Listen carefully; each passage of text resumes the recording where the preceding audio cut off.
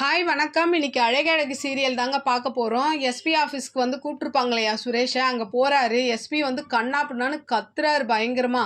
ஏன் இந்த மாதிரி பண்ணி வச்சுருக்க, நீ என்ன ரவுடியா, இந்த மாதிரி ஆளை வச்சு மிரட்டி இருக்க, அடிச்சிருக்க, இந்த மாதிரி பண்ணிகிட்டு இருக்க, உனக்கு யார் இவ்வளோ அதிகாரத்தை கொடுத்தது, அப்படி இப்படின்னு சொல்லி கண்ணா பின்னான்னு திட்டுறாரு.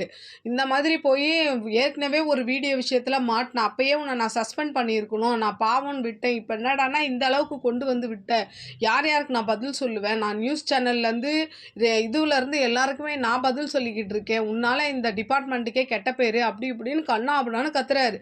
கத்துனதுக்கப்புறம் இவருமே சுரேஷ் பேச வராரு, ஆனால் பேச விடாத அளவுக்கு திட்டுறாரு.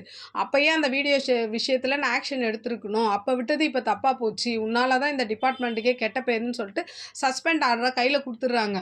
அது வாங்கினதும் என்ன ஆகிடுது, இவருக்கு ஒரு மாதிரி ஆகிடுது. என்கொயரி முடிச்சுட்டு நீ அதுக்கப்புறம் வேலையில் வந்து ஜாயின் பண்ண, அது வரைக்குமாவது வாழை சுருட்டி வச்சுக்கிட்டுரு, அப்படி இப்படின்னு போய் மறுபடியும் அந்த ஸ்டூடெண்ட்டை போய் மிரட்டாதன்னு சொல்லி எஸ்பி ஆஃபீஸ்லேருந்து கத்தி சுரேஷை வெளியில் அனுப்பிச்சிடுறாங்க.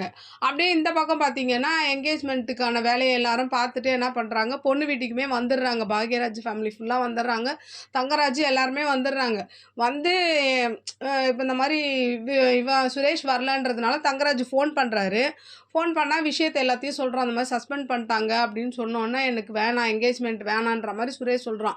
அது வந்து என்ன ஆகுதுன்னா, தங்கராஜுக்கு அவமானம் இல்லை, இந்த நிச்சயதார்த்தம் நின்றுச்சுன்னா, அதனால் என்ன பண்ணுறாரு, இல்லை இல்லை நீ வா, உனக்கு சஸ்பெண்ட் இது தானே பண்ணியிருக்காங்க, எப்படியாவது அது கிடச்சிரும் வேலை, இதுக்காகலாம் நீ இது பண்ணாத வா அப்படின்னு சொல்லி கட்டாயப்படுத்தி கூப்பிட்டு என்ன பண்ணுறாரு, என்கேஜ்மெண்ட்டை ஸ்டார்ட் பண்ணுறாங்க. அப்போது வந்து என்ன ஆகிடுது, நியூஸ் சேனல்லலாம் வந்துடுது, இவரோட சஸ்பெண்ட் பண்ணது எல்லாமே வந்துடோன்னா என்ன ஆகுது, எல்லாருமே போட்டு நிச்சயதார்த்தத்தை நிறுத்த சொல்லிடுறாங்க அந்த வீட்டில், பொண்ணு வீட்டில்.